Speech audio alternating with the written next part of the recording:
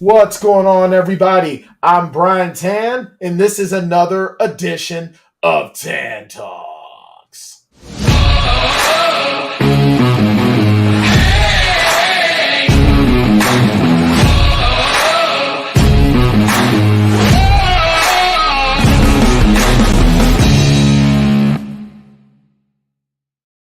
What's going on, everybody? I am Bryan Tann. I am the host of the Plotaholics Presents Tann Talks.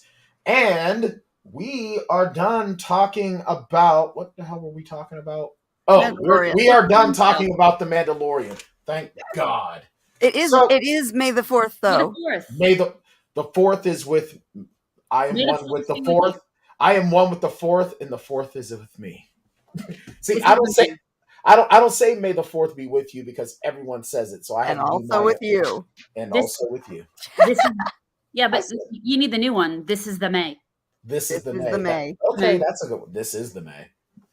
You know what's also awesome about the May 4th is that it's 7 days before when I entered this plane of existence. Hey. So, it's also a day before my daughter entered existence. Yeah. The scary one or the cooking one? The cooking one. Okay, cool. That makes you a Gemini?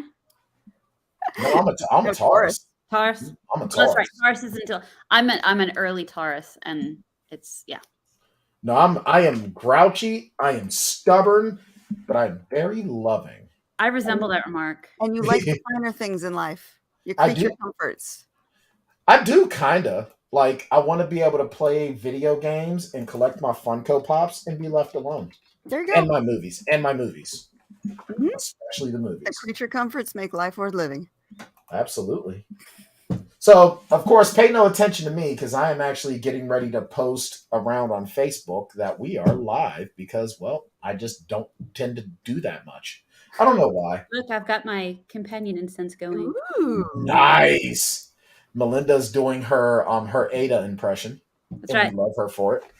But we're no longer talking about... Speaking of that, though, we totally whiffed on doing the Winchester. We did whiff on the Winchester, so I guess we'll have to double it up. That's what she said. Anywho. And we're out. See you next week. Yeah. Deuces. Mark the time, 2 minutes, 29 seconds. Yep. That's all the time it took for me to take it to that level where it was unnecessary. But now now for the next couple of weeks, 13, 14, 15 weeks, we're going to be talking about a show that is criminally underrated, that was completely and grossly mishandled. And honestly, for what we know of Fox, are we even that surprised? I wouldn't call it criminally underrated, though, because it has become such a beloved classic. Yeah. You realize I have so many people when I tell them that I'm watching Firefly for the first time, like, I thought you were always a brown coat. And at first I was like, what the hell does that even mean? And it's like, wait a minute. Shiny. Mal's coat is brown. Ah! Things make sense. And this show is chocked full of people that I love that, like, well, for one, I got to talk first about a guy who I think he's my favorite character right now. I don't know yet. Jane. I love Jane. I got a Jane hat out. Now, Adam Baldwin has been a big part of my existence since his feature film debut, which was My Bodyguard, which came out, I believe, in 1981. That starred yes, I am. It starred an extremely young Matt Dillon as a villain. And Adam Baldwin actually plays a recluse in his school that everyone's afraid of and doesn't talk. And a rich kid that's going to this public school actually hires Adam Baldwin's character to be his bodyguard to protect him against his bullies. It's a great movie. It's great 80s, like, nostalgia, fun, like... It's just so great. Check it out. It's on HBO Max. But that just lets you know how long I've known of Adam Baldwin. Then, of course, he went on to be, what the hell is the name of his character in Full Metal Jacket? Satan's Mother or something? Or, but you know what I mean. He was in, he went on to be in Full Metal Jacket, which is probably one of the greatest. Animal Mother.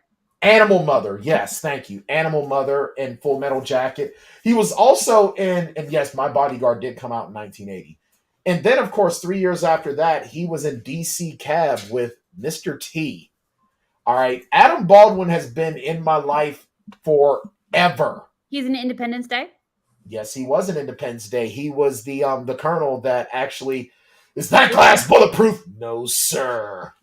Boom, boom. And then, of course, shoots the Coke can at Jeff Goldblum's insistence and almost kills everyone with a single bullet. He's in Stargate. He was also in Stargate, Predator 2. He was on Angel as Hamilton. And I still think that he got the rawest of raw deals. He's in Castle, but you haven't gotten to him yet? Yes, I have gotten to him in have Castle. you? Okay. Yeah, his very first, where he's the crazy cop, Sergeant Slaughter, which was... He is not yet on The Rookie, but I think that's only a matter of time. I think we're going to probably start watching The Rookie after It's this so because we love Nathan Fillion in this house. In this show, when I first heard about it... What's that? He did voices in Halo. Yes, he did. He was also the voice of Superman and in a lot of DC. Kal Rhaegar in Mass Effect. Yes, he was. Absolutely. You guys are just up on all the trivia. Jeez. Oh, absolutely. I only know like the stuff that I watch pretty regularly. Like Mass Effect is one of my other big fandoms. So Mass Effect is wonderful. But also now, when I first heard about this show, I was like, so what? We're just putting a bunch of Buffy and Angel villains in one show now? Because Nathan Fillion at the time, I only knew him as Caleb in the final season of Buffy the Vampire Slayer. That was it. That was it for me. And I hated the character, but he was also in Saving Private Ryan, Dracula 2000, like Slither. Yep. He was on One Life to Live for a time in the mid-90s. He was on Spin City. He also did voices for Halo and Destiny. Yes, he did. So even before, now what's funny though is Firefly came out in 2002. Buffy season 7 was 2003. But I don't know why, for some reason, I still feel like Buffy season 7 was first. I don't know why, but I do. So, yeah. Oh, apparently he was also Hermes in Percy Jackson Sea of Monsters. Mm-hmm.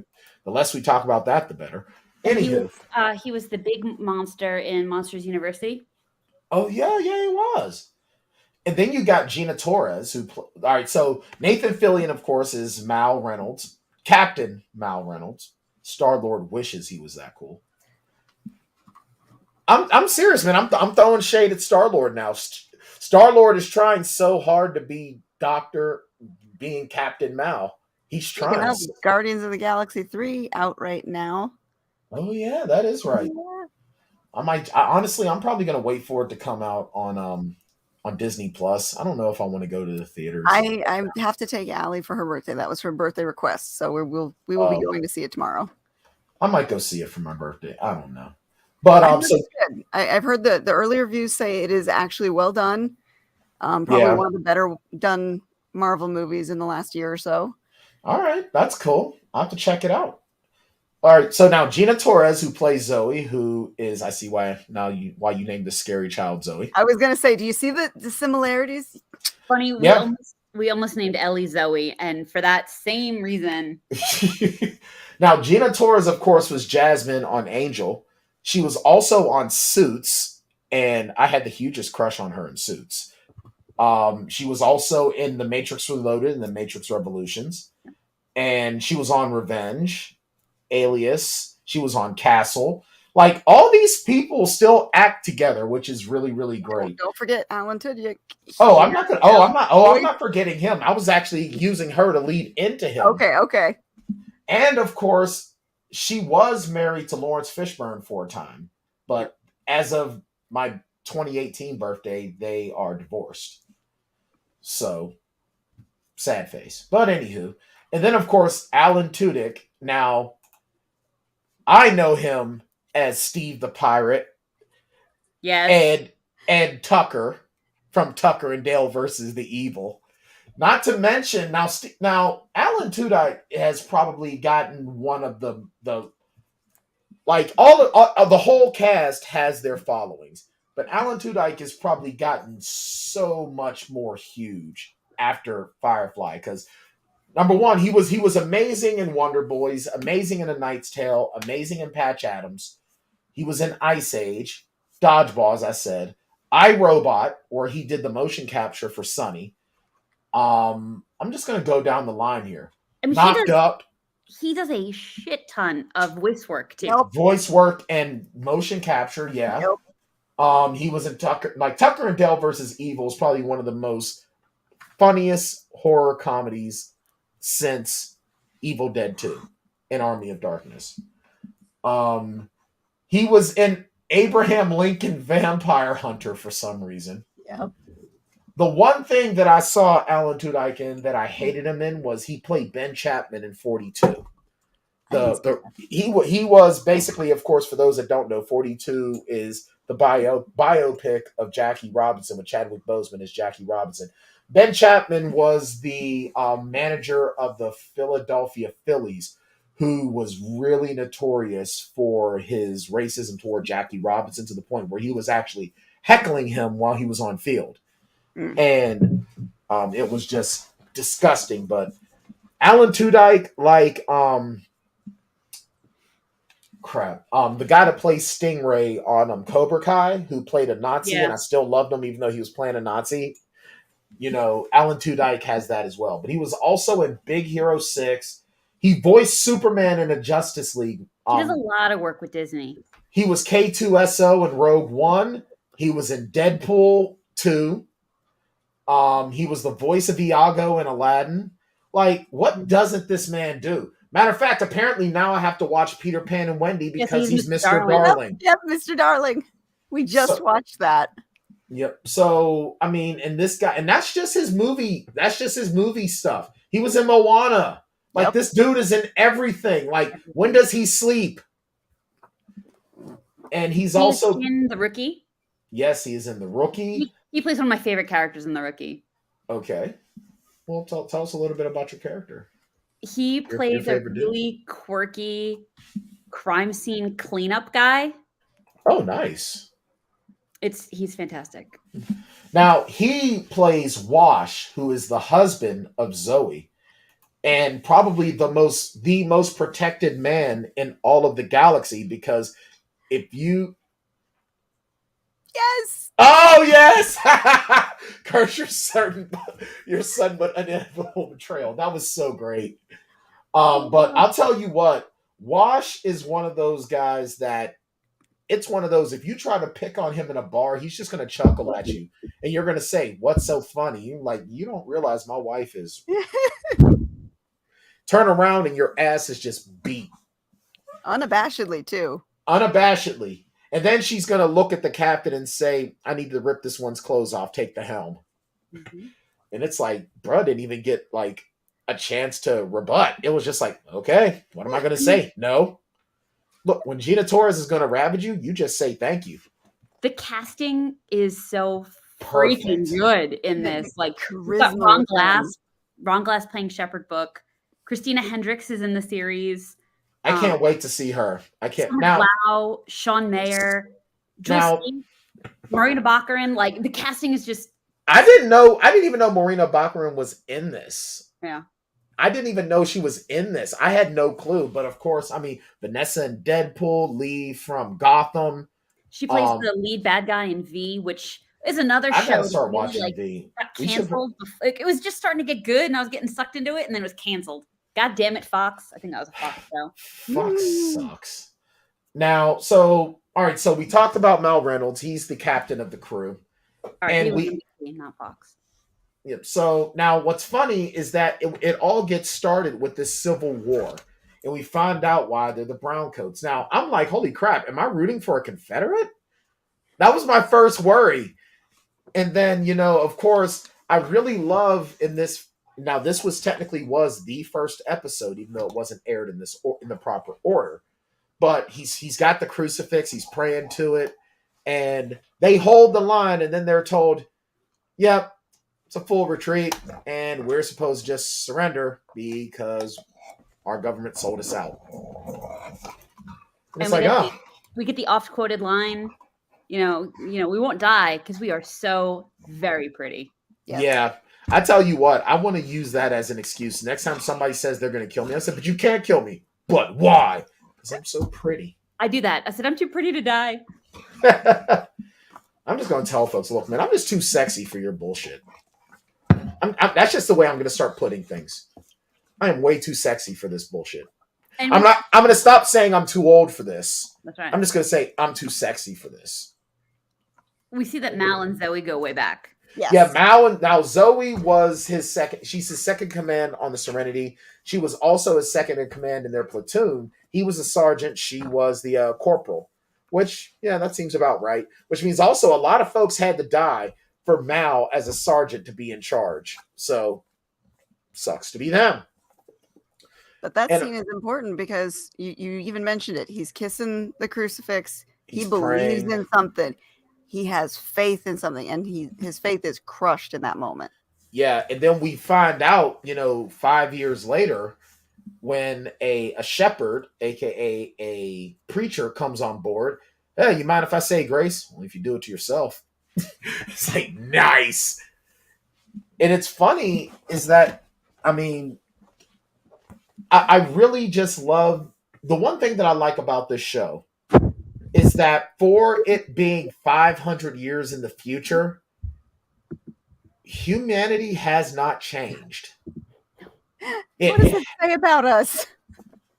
That Star Trek is a pipe dream of what humanity could be. We are never going to achieve that. We are never going to achieve higher functioning thought and understanding as a race. It's just not going to happen. We are going to have things where it's like, we're still going to be stabbing each other in the back for the highest bidder. We're only not going to turn on each other because the money wasn't good enough. See what I did there? And we're only going to have faith in something until something goes horribly, horribly wrong. And then we're like, well, screw that. And okay. If anything, I like consistency. Okay. I'm not angry. I'm just disappointed, but I appreciate the consistency. It's like shining a mirror. You have to appreciate the fact that they are showing it to you. They're not glossing it over. They're not making it pretty. This is what humanity is. So yeah. Yeah. Now, and we're not going to know what this is until we get recycled. Because I do believe that. I do believe in reincarnation. It's just recycling. There's only but so many souls in existence. Come on. It's like matter. And that this is your first introduction to the crew. Just everything, really. Well, yeah, to everything. Because right now we only meet Mal and Zoe. Then we fast forward 5 years later, and now we see them with Jane, and of course with Wash, and now they're on a mission trying to get some alliance. Now, of course, Wash playing with his toy. Like, I seriously, did anyone else have Spaceballs? Did you see anything? No, I did not see you playing with your dolls again. That's the difference, because Wash doesn't care. Right. He's like, again, unabashedly playing and having a great old time with his dinosaurs. Well, bro, his wife is like a certified badass in 5 different star systems. Okay? Are you going to make fun of him? Go play with your dinosaurs. Enjoy yourself. Hey, man, you have fun. Enjoy yourself. But so he's such an endearing character. Absolutely, because even though these guys are living paycheck to paycheck, essentially, he can still just enjoy himself. And then, of course, we meet Inara, who's played by Marina Bakarin, who is she's referred to as ambassador. Wait, do we meet Inara first, or do we meet Kaylee first? No, we do meet Kaylee first. We meet Kaylee. Yeah. Can I just She's say, another favorite. She is so sweet and so cute, and I just want to hug her so much. Yep. I just want to be her big brother. Yep. And just give her all the cuddles, and any dude that comes near her, I want to break their spine. She, like Wash too, is 100% who they are, no shame. Right. And she's so necessary to this crew because she keeps them humble. She keeps them noble because she's got this childlike innocence where it's like you don't want to disappoint her or hurt her feelings. Well, unless you're Jane. Unless you're Jane. The heart of the ship. She's the ship's mechanic. They would literally be boned without her. Not to mention the fact that she has no formal training. She just knows how to fix the ship. And now a little bit about Jules, was it State? Jules State. She was on, and I knew I recognized her from somewhere. She was on Are You Afraid of the Dark? I knew I saw her somewhere. She's in Supernatural too. She's the Yes, she was. She's the kitsune that Sam befriends. Yeah, and actually when I saw her face, I was like, she's the one that Dean killed, and there was that wedge between them for a whole season. Yes. Aww. She also plays the Doctor in Stargate Atlantis. You know what? We talked so much about Stargate that I think I want to start watching Stargate after this. Let's do it after the Winchesters. Okay. You'll never run out of things to watch. No. That's true. I mean, hey, if we keep it in that regard, well, you figure, you know what I'm excited for, especially I'm excited for The Boys, and I'm excited for Invincible. Those are going to be two fun things to watch. Have you watched Invincible? It's on Amazon Prime. Okay. You should. Okay, I'll put it on my list. Oh. What if Superman was lying to us the whole time? Oh, speaking of The Boys, Ron was just reading an article that they are talking about casting for a Mortal Kombat film. They're in discussion with Carl Urban to play Johnny Cage. Anyway, Carl Urban as Johnny Cage. Yeah. I can see it, kind of. I'm seeing it. I'm seeing it. I want this. Hot damn! I did not know that I needed Carl Urban to be Johnny Cage, but damn it to bits, this is the way. All right, back on track. Back on track. I've been really weird about derailings. Sorry. So we meet Kaylee, who is the ship's engineer. She's the ship's engineer. She's the ship's mechanic. Basically, she makes the ship go. Yep. Everybody's little sister. So, and she's the sweetest kid. Mm-hmm. Like, she is so sweet. I love her. Then we meet Irina. Inara, sorry, why do I want to call her Irina? Inara, who is referred to as the ambassador, but really she rents one of the two shuttles on the Serenity for her to work. She's a registered companion. She's a registered companion, and she is a legitimate job. That is a respected job on some level. As it should be today. The reason they call her the ambassador is because having a registered companion on board actually gives them more access. Them. Yeah, it legitimizes them. Like that crew. Now, and one thing that I really want to focus on here is that you've got a badass like Jane, who we'll get to in a second, but you've got Mal, you've got Zoe, and you've got Wash.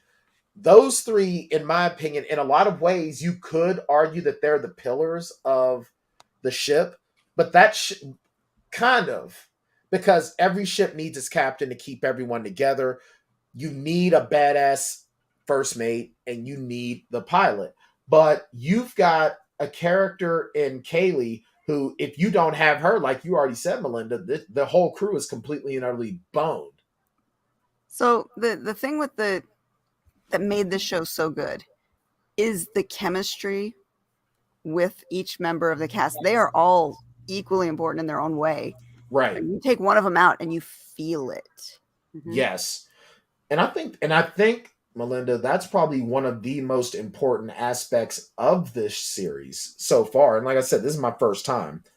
But in this hour and 20-minute episode, you see how each one of these people are important to this ship.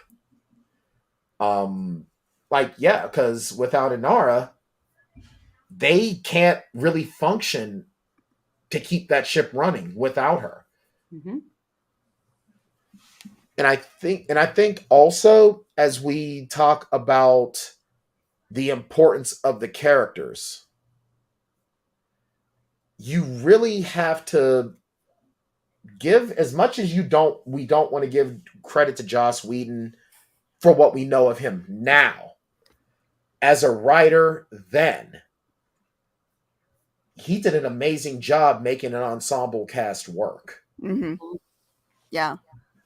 And again, it's the chemistry between them that really makes you want to keep watching. You're invested in the people and the adventures these people are going on. Right. And even the ship in and of itself has become its own character. The Serenity is almost like Baby in Space. Like, if this series would have kept going, I want an episode told from Serenity's perspective.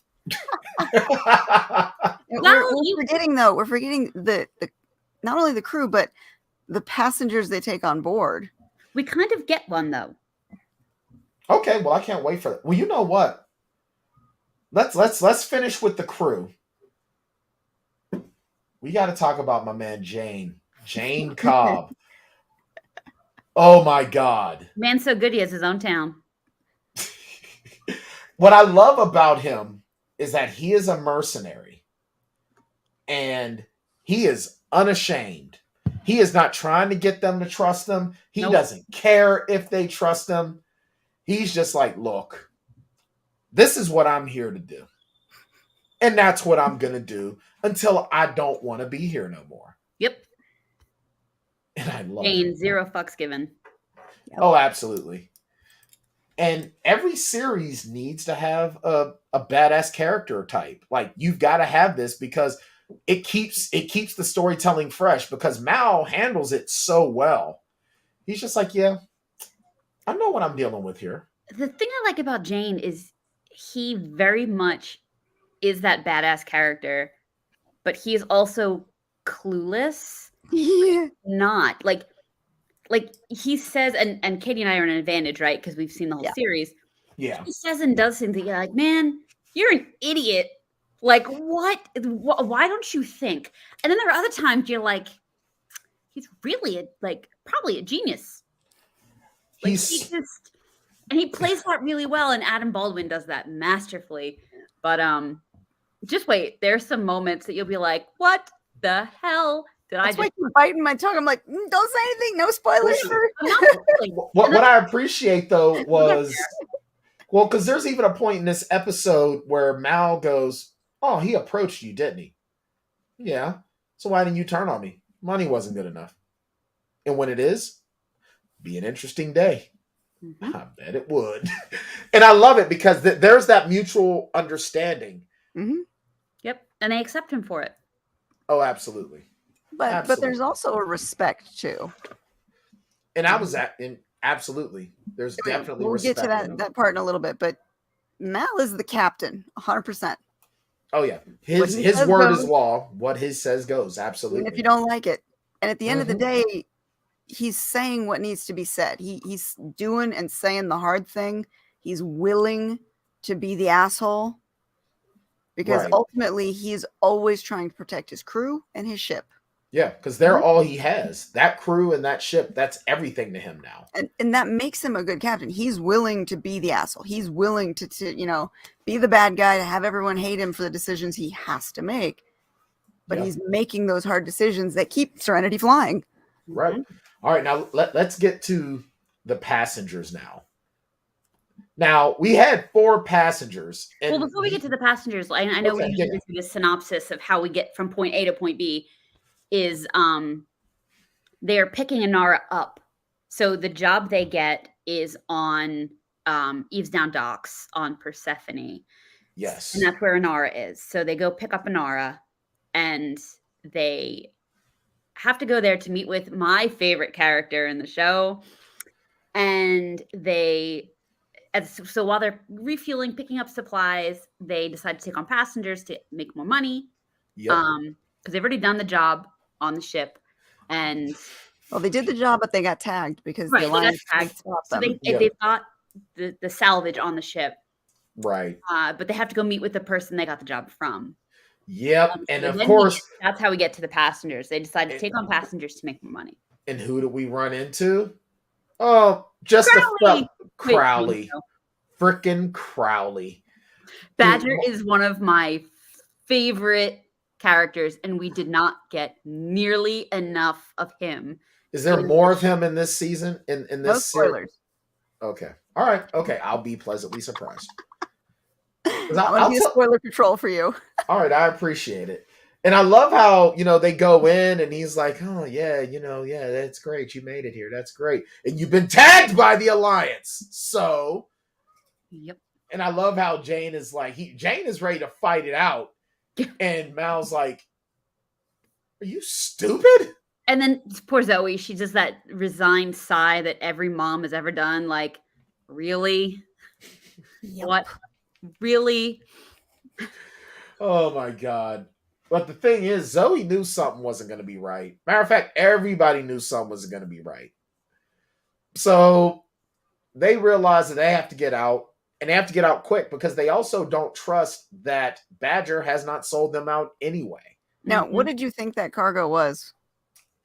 I thought before you learned at the end what it was. What did you think it was? Oh, when Simon was on? I thought it was money. Yeah. Oh, you mean what? No, the salvage cargo. The salvage cargo. I thought the salvage cargo. I thought it was money. Yeah, because they made it look like it was gold bars or something. And exactly. Every molecule's been tagged. It's like, oh shit. This is serious. Like this is big business. No, it's MREs. I love those little twists. Those little twists make it fun. Yeah, but I mean, you figure you're looking at it the way that is. I mean, number one, a government isn't going to care how small it is. If it's theirs, it's there. It's like that does show you how much the Alliance tries to have a stranglehold on things. Right. They so want to be the Empire. And they so want to be like, have you ever picked up a toddler's toy that they weren't even thinking about? And as soon as they see you have it, it's got to be theirs. Yep. And that is exactly share it with another kid. Oh my God. It also speaks to what the reality is for people in the Outer Rim, that the MREs are as important, if not more important, than money. Right. And so they decide so now they've been stiffed on this payday that they needed. So yeah, it's definitely, now they have to take on these passengers. So we got two people with, their stuff. Well, three people. You got this mysterious weird guy who just looks like something is off about him. He gave off vibes, yeah. He gave off creeper vibes. Yeah. Then you get a shepherd, played magically by Ron Glass, God rest his soul. But Ron Glass was. Now you want to talk about a guy? Let's talk about this guy for a second. Ron Glass. He did? Well, he didn't get to meet him. He was at a convention and he didn't get to meet Ron Glass because he was sick. So his friend happened to sit down at lunch, and Ron Glass was sat at the table with him, and he was like, holy shit, it's Ron Glass. So he called Ron and left him a voicemail. Oh, what a guy. Ron Glass called, not the friend. The friend dialed the phone and said, here, my best friend loves you. And Ron Glass left him a voicemail. That's so cool. So Ron Glass is another one who's been in my life longer than I realize. He was in Sanford and Son.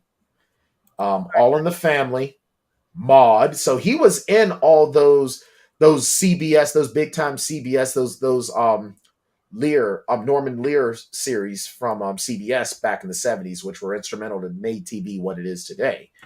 Hawaii Five-0, a lot of guest spots, Good Times, Barney Miller, Twilight Zone, 227. I'm going through his TV stuff at the moment. But one of his most famous movie roles, he was in the film House Guest with Sinbad. He was the guy whose identity Sinbad stole in that movie. And he was such a jerk in that movie. It wasn't even funny, but Ron Glass is so good in this movie. And I love the fact how, I love how the one ship hustler is trying to get him to get cargo, and he starts calling him grandpa, and he goes, "Was never married," and just kept going. But when Kaylee, yeah, don't call me grandpa, I wasn't married. But when Kaylee calls him grandpa, he doesn't care because she's Kaylee. He's looking for the vibe. Exactly. And then we meet Simon, he just looks like a creeper. Like, he looks like he shouldn't be allowed near a school, a church, a nursing home. He's such a sweetheart. Like, I didn't get that vibe from him. I got the he was sketchy because he was doing something he shouldn't be doing. Like, you know, a kid running away or something like that. It wasn't, you didn't get the vibe he was doing something really horrible, but you definitely felt like, all right, he was up to something. He's not where he's supposed to be. Right. And of course, you'll know this man's voice at least. And I thought I recognized his voice. He's the voice of Nightwing in a ton of DC animated. Son of Batman, Batman versus Robin, Batman Bad Blood, Justice League versus Teen Titans, Teen Titans, The Judas Contract, Hush, Teen Titans Go versus Teen Titans. Not to mention he was on Party of Five for 7 episodes. So such a sweet, nice guy. I didn't realize he was on Arrow. And he was on The Rookie too. Yes, he plays a great character on The Rookie. It's hysterical. And then there's some other dude. We barely even get his name. Oh, but he was in season 1 of Angel. Hang on, you're watching Castle, right? Yes, I am. So now go back and rewatch a handful of the episodes in seasons 1, 2, and 3. There are a ton of Firefly references. Oh, that's right. A ton of them. But if you don't, now I gotta rewatch. Now I gotta rewatch Castle so I can get the Firefly. There are. What season are you at in Castle? 6. Okay, so you've seen the episode where he speaks a little bit of Chinese and he goes, "Oh, it was this show I used to watch." Oh, wow! Wow! In the very blatant Halloween costume, blue gloves on, and he looks at them, which is it's not a spoiler because I'm not giving you context. That's a Firefly reference. Yep. Okay. The Halloween episode, he comes and he turns and he's in the coat. He's in his Mal Reynolds costume. Oh, blatant costume. Wow. And Alexis goes, "What are you?" And he goes, "I'm a space cowboy." And she goes, "Didn't you wear that for like 6 years ago or whatever?" Referencing the year that Firefly was on. There are a ton of Firefly references in the early part of Castle. So go back and watch it. It's fantastic. Okay. I'm going to have to go back to that now. Okay. Most definitely. We get to the end of Firefly so you get all of the references, but okay. Definitely go back and watch it and you'll be like, "Oh shit. Okay." Nice. All right. I'm so excited. I'm so excited. It's like there's a party in my brain and everyone's invited. I can't believe that we get to do this. We get to introduce you to Firefly because it's so rare to find somebody who hasn't seen it that is a sci-fi fan. And it's like, I wish I could go back and watch something for the first time and just experience that again. And it's so much fun to do it with you. Yep. I'll tell you what, man. It's been a long time since there's been a lot of instances where I've come to the party late on certain shows. A lot of it was because, like, in the case of Supernatural, it was because I was anti-Jared Padalecki and Jensen Ackles because I did not like their characters from various shows. I hated Dean from Gilmore Girls. I hated Jason Teague because he broke up Clark and Lana. What a butthole. And then I watched the first episode of Supernatural and I wasn't into it.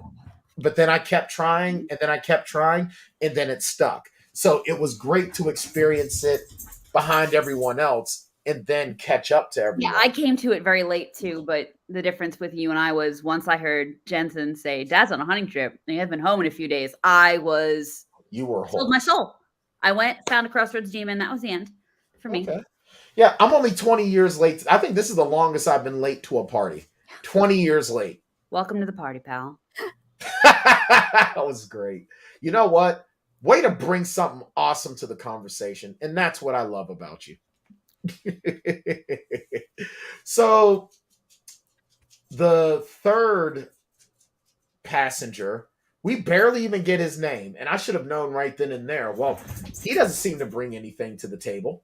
Yeah. He was super sketchy. Now that one, He was so. The moment he showed up, it was like, ooh, what's wrong with him? Well, he was also in season 4 of Buffy as Ken.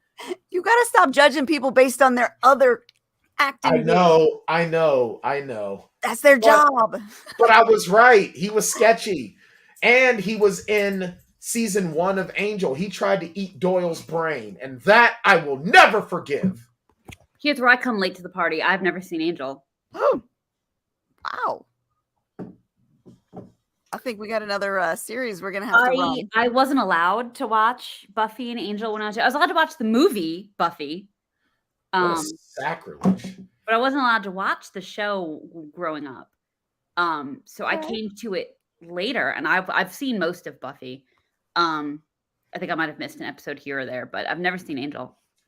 See, I really enjoyed Angel, and I know we're off topic here, but I enjoyed at the time. I enjoyed Angel a little bit more than Buffy because it was a darker series, and that's where I was at in my life. Mm-hmm. So I appreciated what Angel brought to the table. But then I started to love Buffy more once we got to Angel season 3-ish, 4-ish. I was kind of like, I think I like Buffy more now. Because some of the storylines in season 3 and season 4 of Angel really just like went off the rails. And then season 5, I thought it was kind of getting it back. And then it got canceled. And then I tried to keep up with Buffy and Angel in the comic book. And I just didn't because I was going through other things. Can't keep buying comic book subscriptions when you're trying to raise a child and working 4 jobs. Mm-hmm. So now I can't get either one of them because they're either out of print or they're ungodly expensive. So middle finger to my wants. But so anywho, we find out that Simon, Sean Mayer's character, is wanted. Now, the crew thinks that old government boy is turning on them, but he's actually hunting down Simon and ends up getting Kaylee shot. And I was furious. I was absolutely... How the hell dare you harm Kaylee? I mean, seriously, how dare you? Mm-hmm. Look at that sweet face. Kaylee is right between the shepherd, the older black gentleman, and the creepy doctor. He's not creepy. He seriously looks like he's going to take out my kidney and sell it to somebody. Those pink glasses did not do him any favors. No, they did not. It was the glasses that did it for him. It was the glasses that he was so controlled in everything he did because he knew the risks of him losing control.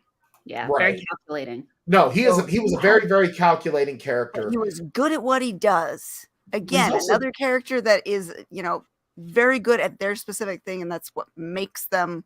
But I'm sorry. Go ahead. No, you finish your point. Because it makes them a big part of the crew. Yeah, and he's also very socially awkward, and that shows because of his genius. He is very socially awkward. Oh man, we're not there yet, so I won't say it. But you don't say nothing. The quote when he explains his cargo. Yes, so where he basically says he goes. I graduated in the top 3% of my class at a top core planet institution. And my sister makes me look like I'm no smarter than a child. Yeah. And he specifically says, I'm telling you this so that when I say my sister makes me look like a child, you know how big this is. Yeah. Like he's got no problem letting you know how smart he is. But now, the reason why I had to smuggle out my sister is because she makes me look dumb. Like, me, I am genius level intellect. My sister makes me look like Jane Cobb. My favorite part of that exchange is when he says that River was more than gifted. She was a gift. Mm-hmm. Yes. That was beautiful. Truly loves his sister. I mean, the things that he's already gone through just to that point that you don't even see, and then as the series goes on, I mean, he absolutely loves his sister. That line was so well written and so well delivered.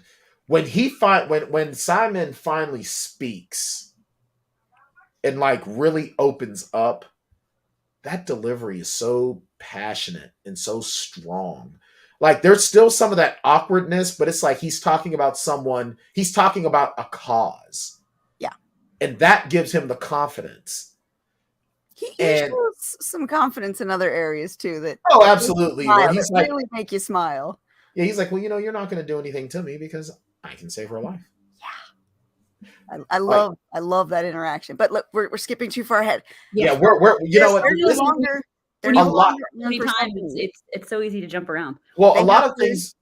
So basically, they make the decision that since they got Swift on their one, they were going to sell to someone else. So they were like, hey, guys, sorry, we got to make a brief detour because we're taking medical supplies. What are you taking? Mind your own damn business. That's what we're taking. We don't know. The Alliance says do it. We do it. That's the excuse he gives. Right. But they're going to Whitefall to talk to another former associate who shot Mal. The last parting was not good. I love how everyone keeps bringing it up too. But she shot you. So it was business. It was just business. And I'll tell you what. And then it was the phone call, the video call. As soon as he hangs up, he's like, she's going to shoot you again. Yeah, she's going to shoot me. And you know what? Now, do you recognize who that character was? Patience was? Patience. She played Arnold Schwarzenegger and Danny DeVito's mother in Twins. That's Marianne Benedict from Twins. Okay. You got all the trivia, man. I told you, I am a walking, talking 6 Degrees of Kevin Bacon game. Okay. I just know who these people are. So, while they're on their way, we run into this whole the conflict now because we discover that Simon is smuggling his sister River. The Fed sent the message, and the Fed sent the message. Yep, Wash caught it. They caught the Fed. And then they discover he thinks that they're going after them, and he's after Simon and River. And Mal is pissed off because his crewmate has been shot. Mm-hmm. He discovers that River is there, and he's like, you know what? Y'all all can get the hell off my ship. Yep. And then again, Simon pulls that confidence move. Yeah. And he forces his hand. Because Kaylee's life is on the line and he can save her. Yeah, and he actually says, I can save her. You want to do that? And then Inara really steps up and shows her strength because she gets right in Mal's face and goes, you kick them off, you kick me off. She hit him where she knew it was going to mean something. Oh, their banter. Oh, those two characters. So good. Oh, I love that. Because he'll hit her back just as hard as she hits him. And she don't care. They go toe to toe. I love that about them. I love that she's not afraid. Mm-hmm. I love that even when he called her a whore, everyone looked at him like, you are out of pocket. Like you are. And she was just like, yeah, I am what I am. And he respects her. He doesn't respect her job. Stop. What? Huh? That quote is later. That's not in this episode. But you can see that he respects her job. Yeah, he respects what she brings to the table. No, he just hates it. The thing is, you can cut the sexual tension between them two with a knife. He does not want to admit that he cares about her. That conversation happens in Shindig. Oh, okay. We will just leave it there for now. That yes, you can tell those two. There's something. Yeah, and they are the ones who go toe to toe. All the time. Not pulling their punches at all. I think even Zoe pulls her punches sometimes with him. Because I'm glad you brought up Zoe and pulling her punches with him. Because you notice Wash really gets frustrated with her loyalty to Mal. He likes that. And what did you do immediately, sir? But that's just what she calls him, though. That's just right. It's habit. It's their dynamic. But you know that at one point Wash thought that there was something between them. And there's nothing there. Like, there is zero sexual tension. There is zero anything of them seeing each other other than siblings. Wash has no fear of losing Zoe to Mal. Oh, dude, no. I don't think anybody could take Zoe from him. He's very secure in his marriage. But what I mean though is, like, in the earliest days of their relationship, he was probably like, and then it's like, nah, I'm good. I'm good. I'm good. I'm hers. I'm hers. It's good. So they're planning. So of course, Shepherd Book saves the G-Man from being killed. Which, because that's what he does. Mm-hmm. He will not, and you realize that Book is going to be the moral compass. Like, Kaylee is the one that keeps them honest, but Book is their moral compass. But he does it in the best way. He is so non-judgmental. He's not preachy. Like when he goes to visit Inara, and she's like, "Oh, are you going to give me a sermon?" And he jokingly just says, "Oh, I've got some fire and brimstone." Like, he's not preaching at all. He's accepting everyone for what they are, and if they want to hear him say something, he'll say something. Christians, pay attention. That's the way you Christian. That is the way you Christian. And I'm saying that as someone who actually identifies as a Christian. That's the way you're supposed to do it. And he's respectful too. He's respectful of who they are and what they bring to the table. And the fact that he actually takes the don't hate the person. Don't hate the sinner, hate the sin. Yeah. You can love the sinner.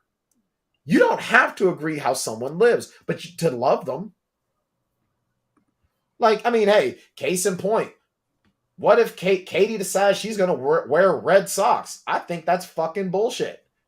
But I still love Katie. Don't wear red socks then. With her red sock wearing ass. Yeah, you don't wear red socks. No, I don't. Well, and hey, you wearing red socks ain't got shit to do with me. There you go. So you wear your red socks. And Shepherd Book does that. Like the praying at dinner. Mind if I pray?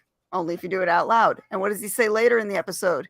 When he's like, I want to help. And Inara says, pray for him. Well, I don't think he'll like that. Right. I'll tell him then. Like, right. He's being like very respectful, even in the early days of, okay, I'm going to work within, this group. What is okay in this group. Right. Because he even said, when they even asked him, well, what are you looking for? He's like, I don't know when I find it. Mm-hmm. And that's what he's doing. He's going out to experience the world. Right. And what I really appreciate is, and I realize this now after watching, when he goes, do you mind if I pray? And he says, only if you do it out loud. And he did not look insulted. He did not look abashed. He sort of was like surprised for a second because it's not a typical response. Mm-hmm. But as soon as he got what he meant, he was like, okay, cool, no problem. And I'll tell you, and then of course he brought everyone real food for dinner. Like, the strawberries. The look on her face when she opened the box is like, oh. And she's like, oh, grandpa. And then she's eating the first strawberry, and she can tell she's enjoying the hell out of it. How long has it been since she's had a strawberry? Right. Yep. So we have, and before they land, before they go to Whitehall, we get our first interaction with the Ravagers. Well, not a direct interaction. And that's the Reavers. Sorry, why did I say Ravagers? The Reavers. And you see Jane look scared. Mm-hmm. These cats are deadly if Jane looks scared. And they introduced it in such a good way. They told you through everybody's fear without showing you them at all. Right. So that when they do show up, you're holy fuck, And that's what makes a great villain. Mm-hmm. A great villain reveal. Like Darth Vader, what made him so great? No one saw a villain like that at the time. We don't know who this person is behind the mask, and that's what scares us. Or Norman Bates. Other people's fear of them, and that colors your perception. Right. Or I mean, what does Zoe say? She says something. She had a brilliant line in that one. They're gonna rape us, eat us, kill us. Yeah, and hopefully in that and order. And sew our skins into their clothes. Yeah, and hopefully in that order. Yeah, and if we're very lucky, it'll be in that order. Like, my whole thing is this a chilling line. My whole thing is this: can you save the rape until after you've killed me, please? Like, I'd least like to go. I'd least like to go to my grave with my butthole of cherry still intact. No, that's what she says. She goes, "They'll rape us to death." Oh, you know what? Can I just take the dying part before the? I mean, you know, no. Oh, and that moment of tension. Any cyanide capsules? Because that is not a way I want under the ship or by the ship, and everybody's holding their breath. Right. So when they get to Whitehall, and they already know, and Mal already knows what's up. He knows. Yep, she led us here. This is an ambush. This is going to be bad. It's going to suck. So Jane, this is what scouting ahead. Yep. Finding the sniper location. I mean, he's ready for the everything, anything and everything. And then of course, Jane, takes care of everything. Oh, but wait. Okay, yeah. Because the tension of what will Jane do, right before that, because Jane is sent in to interrogate the Fed, and he has a brilliant moment right there, where he's questioning the guy, and he's like, "Hey, you don't know anything." Like he reads the guy perfectly. He is so mad that he did not get to torture him, and that's when he gets the what's it worth to you know. Right. And you see what Jane really brings to the table. He does the dirty work that no one else can do. But he's smart enough to be able to read people. And that mutual respect that Jane and Mal has, to me anyway, is why Jane does not betray him. There's more to Jane. There's more to him. There's so much more to him. He's an asshole for a reason. Very few people are just that much of an asshole just because I'm in the mood to be an asshole. There's more, and I'm going to discover it, damn it. Matter of fact, he's a mercenary. Mercenaries do what they do for money. He's got a sick or dying relative. So let's go back to Whitehall, where he's scouting locations. Yep. And he takes out the sniper, and he has Mal in his crosshairs. He has that clean line of sight, and you've just seen him with the bribe attempt, and you're wondering, because he is that what is he going to do? You don't know. You know from the word go, this guy he's literally only there because he's getting paid. And what is one of the things that is in question right now? The money. Uh-huh. So, but eventually though, Jane stays true to his word. He protects Mal and Zoe. I freaked out when I saw Zoe take that round. She goes, "Shattered the armor, sir." And I'm like, oh, thank God. Oh, don't do that. Because my first thought was, how are you going to explain to Wash that you got his wife killed? Yeah. So. And even though Mal got screwed over, all he wanted was to get paid. Right. So he buried the stuff. Yep. Got the money. Once he got the money, he walked away. There's where your stuff's buried. It left her alive. Honorable man. He just wants to get paid. I do the job, I get paid. Yep. And I'll tell you what, and that's what really made me appreciate Mal, is that he's a man of honor. He's got a code. And it also shows you do not need to have a sky daddy to make you be an honorable person. Now me, I've often questioned, am I an honorable man because I am afraid of what's going to happen to me in the afterlife? Or am I a good person because I want to be a good person? I'd like to think that I'm a good person for the sake of being a good person. And that's who Mal is. Now, for every good he does an asshole thing. Yes, he does. Because how did you feel when he told the doctor, Kaylee's dead? Oh my God. I was like, and then they're laughing about it. I'm like, what an asshole.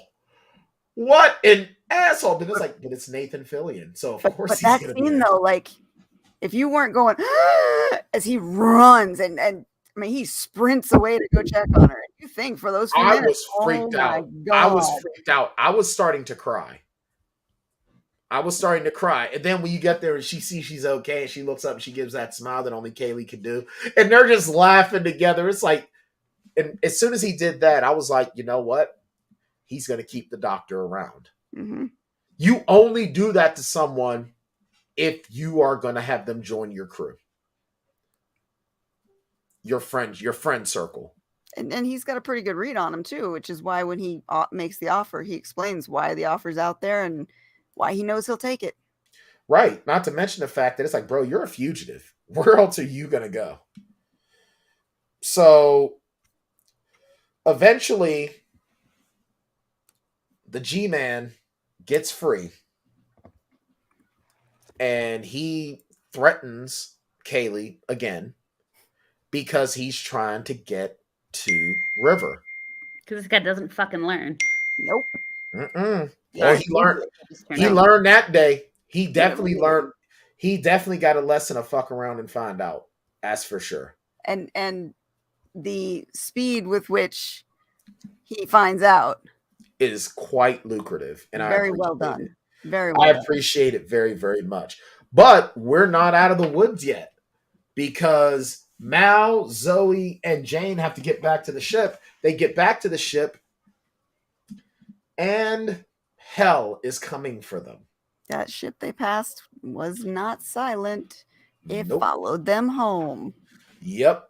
And they knew what was coming. They knew that they did not have the... And number one, your engineer is injured. Mm-hmm. So she can't do her job. And then two, your ship is not stronger. You do not have a more powerful engine than what they got. That ship is at least twice your ship's size. You are not moving with that. You might be agile, but you are not outrunning the ship. So, of course, they all had to work together to power the ship. And I love how they just went into a manual reverse and caught the ship in their backwash and got out. That was some Top Gun shit there. That's where you see where Wash is the absolute best at what he does. Because he's like, all right, we're going to do the crazy Ivan, and calls up to Kaylee. You want to do this? And she's like, yeah, let's do it. I've always wanted to do this. And she tells them what to do, gets it done, bam. And that's our first episode. Now, before we go into our ratings, because we've gone an hour time. This is a pretty long first episode. It's an hour and 20, I think. Hour and 20 minutes, yeah.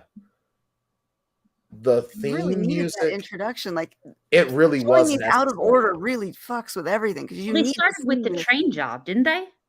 I think they did. And that's the next episode. Yeah, that's the second episode. But you don't know how these people all really work together unless you see that first episode. Yep. Right. And I'll tell you something. The opening, the intro music sets the mood perfectly. It's like, all right, I'm going into a Western, but I'm in a space Western. Yeah. It is. All right, I'm going to go to Bartender Smiley and I'm going to give my thoughts because I have a feeling that I know what you guys think. But so since this is popping my Firefly, I don't want to use that term. Since I am a Firefly neophyte, I'm excited to give my review. So let's get Bartender Smiley so folks know what's what and how this works around here. The Plotaholics rating system for the movies is a pretty simple system. Basically, they rate movies based on how many shots it takes to get through them. So if you got a good movie and you get through it all the way sober, then it takes 0 shots to get through the movie. And then if you got a really bad movie, then it could take up to 5 shots to get through the whole thing. I think you can try to figure out the middle part yourself. So, what can I get you? 0, 0, Z effing row. Why did it take... You know what? I'm glad that it took me 20 years because I'm telling you, flat out, I'm so happy that I could find something that I could appreciate watching for the first time. I mean, This series here is one of those unsung gems that deserves so much more. And you want to talk about a network doing something wrong? What happened with Firefly happened about 6 years prior with Kindred the Embraced. Oh God, yes.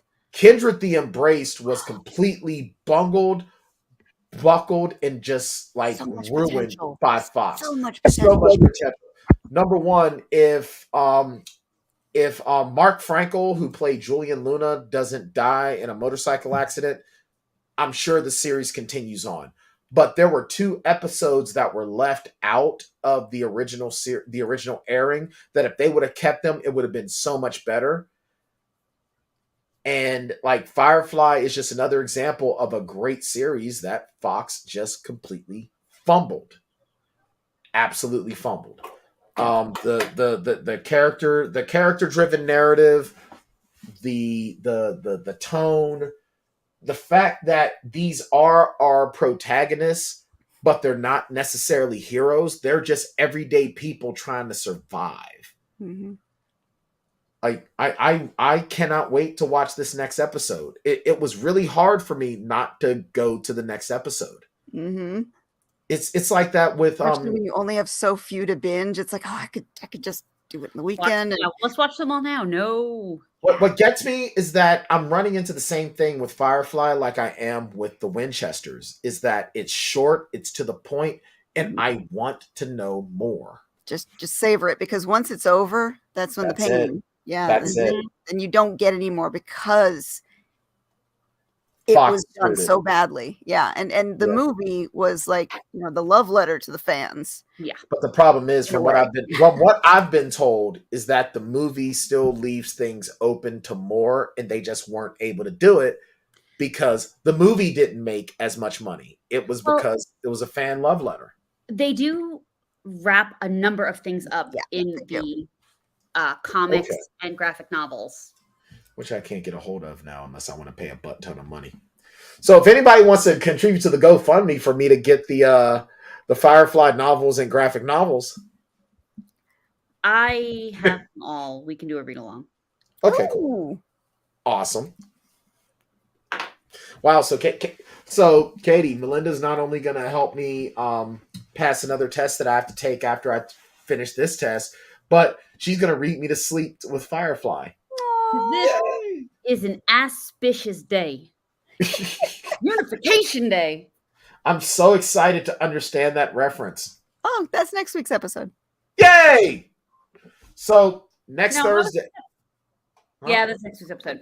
I went to rewatch it because it all blurs into one giant episode for me. And I wasn't looking, and on my media center, I was like, oh, episode 1, and opened with that, and I'm like, this isn't right. Why do you always end up in a bar on Unification Day? Yeah, I have to stop because I'm so excited. I can't. But this is an auspicious day.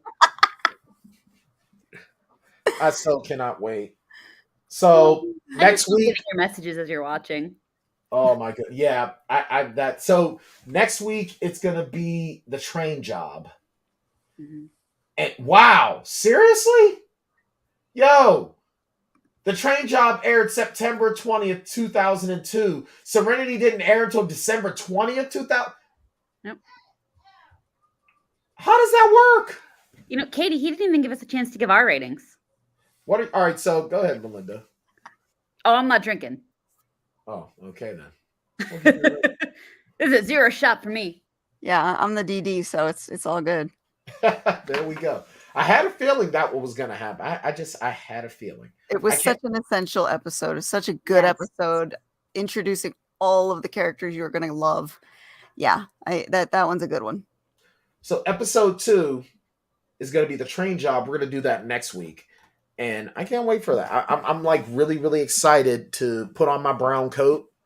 And what's funny is that my new coat that I bought is actually, I bought it months ago. It's my new everyday coat. It is brown. So should I steal Ron's Blue Suns shirt for next week, Katie? Blue Suns, aren't they at wait.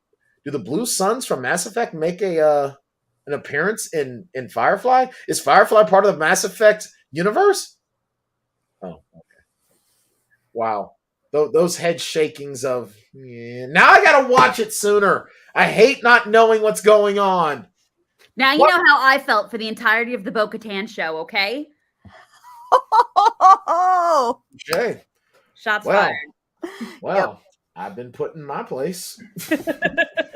So, you guys want to see me get put in my place more and more and more as I watch Firefly for the first time ever? Make sure you like, share, and subscribe. Thank you to everyone that jumped into the comments. Hey, jump in the comments. Say whatever the hell you want. All you're doing is helping the algorithm. So thank you very much. Thank you. Are we doing Winchester's Monday? We will do Winchester's on Monday. Yes. Are we doing 2 episodes? Or just we are going to, we're I don't know. Do you want to put 2 together or do you want to just do the one? I don't know. I haven't watched the next one yet. I don't even know if they necessarily flow together. All right. Well, then we'll do the one that we were supposed to do. Okay. So we missed Monday because I did not pass a final exam and I was not in the mood to do any sort of interacting. Understandable. I was I get really, really mad when it takes me longer than I want to succeed. I don't know. You will get there though. Oh yeah. I have a plan to get my master's. I plan to be done before I go to get my son for his visit, which is the end of June. Okay. That is the goal. This is the way. Study up. Poor Paz Vizsla. He deserved better. So anyway, join us. So join Melinda and I on Monday where we talk the Winchesters. I can't even remember what episode we're on.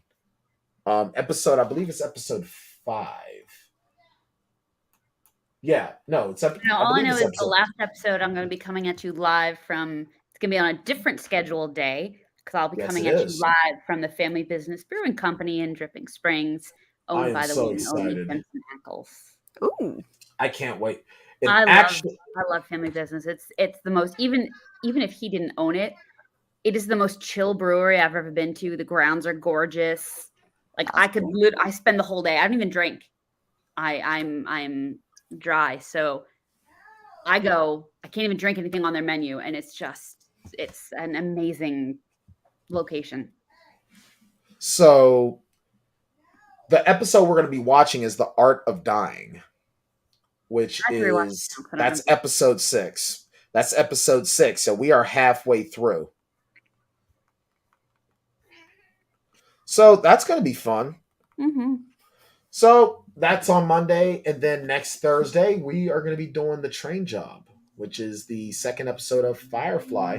We should be at about this time. I've got to make sure I get everything situated with my, because I haven't had a bass lesson in 3 months. So I'm finally going to go have one. So then when I get home, we'll do that. But so I'm excited. I can't wait. I want more. I want to wear my brown coat. I want to live on the Serenity. I already told Sharon that if somehow, some way we die tomorrow and we wake up in the 25th century, I'm just going to be on a ship. I don't know if I want to be the ship's captain because that's just too much responsibility. I'm happy to be just someone that has a job to do and I don't have to be bothered with everyone else. So, Katie, you can be captain. I don't want to be captain. No, don't make me captain. I want the responsibility. Fine, Melinda. Oh, no. I'm ship medic. I'm going to school for that, remember? Oh. Well, I don't want to be the damn captain. Well, we're going to have to find someone to be the captain. Yeah, let him be the captain. Let him.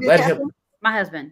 Okay, there you go. Let him get I'll be first officer. I just don't want to be in charge. I don't mind having power. Just don't give me absolute power. Now, see, I'm starting EMT Academy on Saturday. So I'll be ship medic. Nice. There you go. Volunteer. I got my stethoscope in yesterday, and I felt so legit. That's awesome. I'm so proud of you. That's so great. So we're just going to be crushing things. That's 2023. Right. All right. So you want to hear more about the stuff that we talk about, the geek culture, the nerdy stuff? Because going into the summer, we're going to be watching The Boys. we're probably gonna get on this Invincible when it comes out. There's so much TV that we get to watch. What? Star Trek. Yes, Star Trek. We are definitely going to get in on some Star Trek. You need to watch Strange New World season 1 because season 2 should be coming out soon. Do I need to watch anything else Star Trek to be? Nope. All right, so I won't be lost. Okay. All right. I am going to put it on the list. It's the last season of Discovery, isn't it? No, you don't even have to watch that. No. But isn't that like Discovery was like the reason for the reboot because it was a cameo in there. Yeah, but we're going into the last season of Discovery. It is, yeah. I'm not really watching Discovery though. See, I like Discovery. It's the only Star Trek show I've ever watched. I've watched most of the seasons of it. It's not my favorite. I love the way Strange New Worlds is bringing back the bright colors. They also have a charismatic cast that get along really well. I love the way they do that. And I love the Monster of the Week or the Alien of the Week type of episodes. See, I really love Sonequa Martin Green. And I really love the two actors who play the ship's doctor and the chief engineer. So the Discovery for me is like the only Star Trek. So that husband team is really cute. I have to admit. I hated her on The Walking Dead. There was something about the character Sasha that I absolutely hated, but I love the actress. All right, so like, share, subscribe. When you subscribe, you can be notified of our occasional live streams or all of them. If you're on your phone, click the bell icon and make sure you click all. And if you're on your desktop, just do it. Okay. Just do it. Tell your friends about it because we actually do talk about stuff and we're actually learning in the geek culture that we discuss. All right. Because, Melinda just finished Game of Thrones and she was spared the Starbucks cup. Now she gets to watch Alabama and Westeros, a.k.a. House of the Dragon. And Chernobyl, I watched that. If you haven't watched that, watch it. It's heavy. It's masterfully done. Actually, I'd always wanted to watch it, and then I watched it knowing that Craig Mazin did it, who did Last of Us. Right. And he did that, and then he also did a podcast for it, like he did Last of Us, and explained why they made the decisions they did. I like those. Yeah, it was awesome. I have to listen to the podcast, but the show was freaking awesome. And yeah, it was just fantastic. Yeah, House of the Dragon. I'm almost done. Yep. And then I don't know what to watch next. I just don't understand. Somebody tell me. Drop in the comment section. Tell me what to watch next. Not for the show, but what I need to watch next. I don't understand how a dude can get all horned up looking at his niece. That's just gross. Well, what kills me is my daughter. Okay, she's 8. She'll be 9 in a couple months. Just started watching Doctor Who. So literally this morning, parenting done right. I know, right? We watched the end of The Day of the Doctor. No, when he regenerates into Matt Smith. I said, I'm looking at Matt Smith and I can't not picture him as Damon anymore. Anytime when I actually do start watching more of Doctor Who, I'm just gonna be like, you niece screwing pervert. Right? Like, you are disgusting. Like, ew. You need to go bathe and bleach because you are gross, sir. Funny story about Doctor Who, right? And then we'll sign off because this is my last tangent of the day. My current ringtone is an 8-bit NES version of the Doctor Who theme song. Ooh. But my text message alert used to be way back, like 10 years ago, 11 years ago, used to be a Dalek saying exterminate, as one does. And I had my phone set up where only certain people could, if I put it on sleep or do not disturb, only certain people for emergencies can get through. 2:00 in the goddamn morning, my sister, who was one of my emergency contacts, texted me. Yep. At 2:00 in the morning, when it's pitch black and I'm in the middle of dead sleep, I just hear my phone blaring, exterminate, for like 5 minutes because she keeps texting me. Okay? And I literally, my soul left my body. And the next morning I changed my text tone and it's never been a Dalek since. Mine is the Mario coin sound. Oh man! The only other weird Doctor Who thing I ever did was my brother. I set his set his computer background. So every 5, it was a weeping angel, and so every 10 seconds he would get progressively closer, knowing that he had maximized his screen. So he was in it once, and he's like, "That's weird," and then he minimized the screen, and it was the angel like this. And that's my crowning achievement. I would have seriously lost a monitor because I would have punched the shit out of it. Yeah. I do actually have the Doctor Who song as my ringtone for the most part, except for my ex-husband. He starts the Imperial March. As one does. No, that was well before the separation. Oh. That was the song that he picked, but it still works. I'll tell you what, every time I watch Ted and she texts and she calls his phone and she's like, "Is that my ringtone?" Yeah, I was like, "It sounds awfully negative." Oh my God. All right. Well, now we've gone as long as the episode. An hour and Yes, we have. Yep. All right. So like, share, subscribe. We'll see you guys next week on Monday, where Melinda and I will be talking to Winchesters. Then next Thursday, where the three of us are going to be talking Firefly. We'll see you then.